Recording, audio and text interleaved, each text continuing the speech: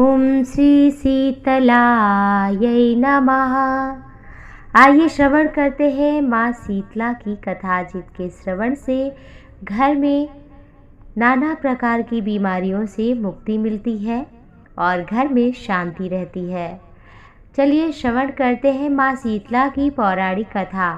एक गांव में ब्राह्मण दंपति रहते थे। उनके 2 बहुएं और बेटे थे।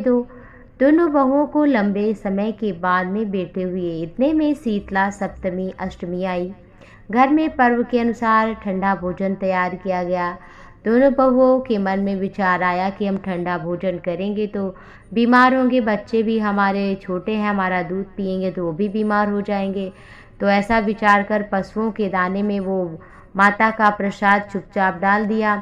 सास बहू शीतला की पूजा करके आई, कथा सुनी। बाद में सास तो शीतला माता के भजन में चली गईं। दोनों बहुएं बच्चे रोने का बहाना करके घर आईं। दाने के बर्तन से गरम गरम रोटी निकाला, चूरमा बनाया और उसको खा लिया। सास ने घर आने पर बहुओं से भोजन के लिए कहा तो कहा कि हम काम कर रहे हैं, बच्चे कब के सोए हैं। उन्हें जगाकर सास ने कहा कि भोजन करा दो। बहुएं जैसे ही कहें बोली कि ठीक है हम जाते हैं। बहुएं अपने बेटों के पास जगाने गईं तो देखा वो मरे पड़े थे। ऐसा बहुओं की करतूतों के फलस्वरूप माता के प्रकोप से हुआ। बहू विवश हो गई। सास ने घटना जानी तो बहुओं से झगड़ने लगी। सास बोली कि अब तुम घर से निकल जाओ, अगर पुत्रों को जीवित लेकर आना तभी आना, नहीं तो कभी घर ना आना। अपने मृत बेटों को टोकरे में लेकर दोनों बहुएं घर से निकल पड़ी। जाते जाते एक बरगद का पेड़ दिखा, खेजड़ी का वृक्ष था वहाँ पर। उसके नीचे ओरी शीतला दोनों बहन थी, बैठी थी माता। दोनों के बालों में बहुत सारी जूं हो गई थी। बहुओं ने थकान का अनुभव भी किया और वहीं शीतला माता के पास ओरी के पास बैठ गईं। उन दोनों ने शीतला ओरी के बालों से खूब सारी जूं निकाली। जुआं जब निकल गई तो अपने मस्तक पर शीतलता का अनुभव किया माता ने और कहा, तुम दोनों ने हमारे रूप को, हमारे मस्तक को शीतल किया है तो तुम्हें पेट की शांति मिले और तुम्हारा भी जीवन सुखमय हो। दोनों बहुएं एक साथ बोलीं कि हमारा पेट का दिया हुआ लेकर हम मारी मारी भटकती हैं।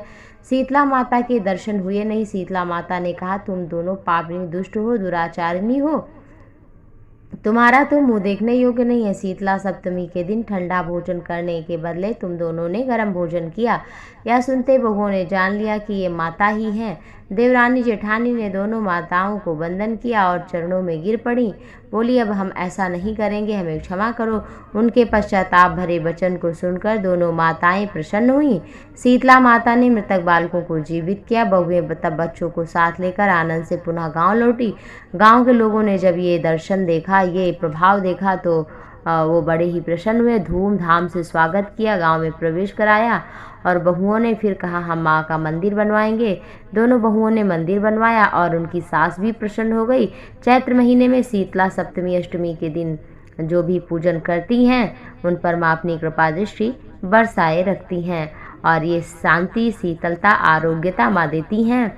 और इसलिए माता शीतला को जरूर ही बासी जो भोजन है वो उसका भोग लगाकर स्वयं भी पाएं। रात में अपने घर के चौक को, किचन, रसोई को साफ कर लें। पूरी इत्यादि मीठा सब बना करके सुबह उसको चना इत्यादि नाना प्रकार के पकवान, शीतल ठंडा जो हो जाता है, और फिर उसके बाद माँ का पूजन करें।